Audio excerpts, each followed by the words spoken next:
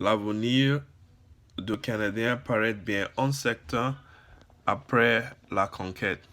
En 1763, le traité de Paris consacrait l'accession de la nouvelle française à la couronne britannique. La proclamation royale met fin au régime militaire et crée des institutions civiles. Dans la province de Québec, les droits de propriété sont préservés. La pratique de la religion catholique sera permise dans les limites de la loi anglaise, une précision bien contraignante.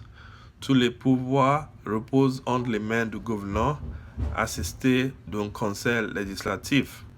Les instructions données au premier gouverneur, James Murray, prévoient une assimilation graduelle des Canadiens. L'adoption de la langue anglaise et de la religion anglicaine. Les immigrants britanniques ne se précipitent pas dans la vallée du Saint-Laurent. Murray, tout comme son successeur Guy Carleton, adopte une position conciliante avec les nouveaux sujets.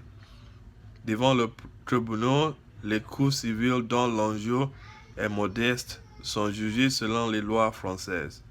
Les autres et toutes celles qui impliquent un anglophone sont jugées selon les lois anglaises.